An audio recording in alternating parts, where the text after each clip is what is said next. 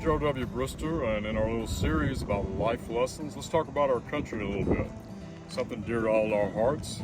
Welders, tradesmen, we may do all kind of things we're not supposed to do, but most of us love our country.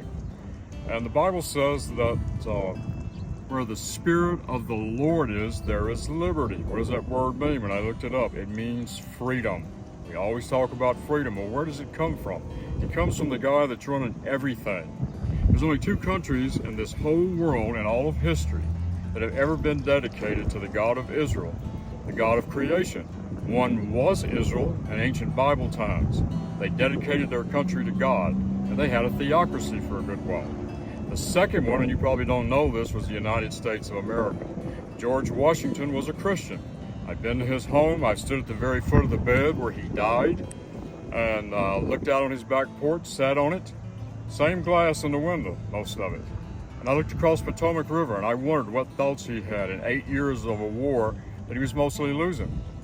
But he was a Christian man, and Washington, D.C. was not built. So he was inaugurated in New York City. And when he was inaugurated, he led the whole of Congress down to what we would call the World Trade Center. And I forget the name of the church there. It was the church that the firefighters were in after 9/11, St. Timothy's. But he was in that church. And they got down on their knees, and he dedicated this country to God. And he dedicated the laws. At one time, I thought I wanted to be a lawyer. And I wasn't meant to be, but I wanted to be, because I hate injustice and something that happened.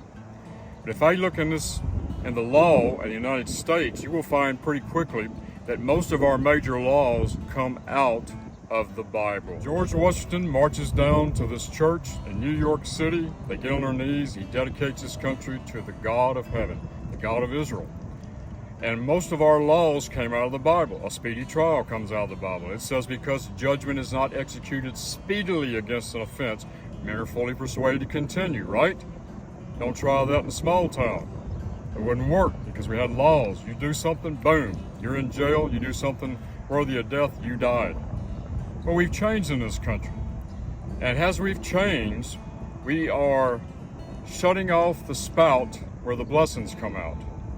And people don't want the Christian values, and they don't want this, and they don't want that. Well, that's kind of dumb. That's kind of like choking the goose that's laying the golden eggs. America's not blessed because of the unsaved people. It gets blessed because of God's children. Kind of like we used to have the saucer and a cup pour your coffee in. And if you're talking to somebody, I saw my mother do this one time. You pour the coffee in the cup and you're talking, and it ran over and it spilled into the saucer. The saucer of the unbelievers, the saucer of the people that want to live a very wicked life. And they hate the Christian because they hate light. Men shun the light lest their evil deeds should be reproved. Hence, censoring. Evil can't take light. And that's what's happened in this country. And so you want to get rid of Christianity, and when you do that, you get rid of the blessings that pour into the Christian cup and spill over into the United States of America. We are going in the wrong direction, and we need to not enter that place. I'm Gerald W. Brister, and that's the thought for today.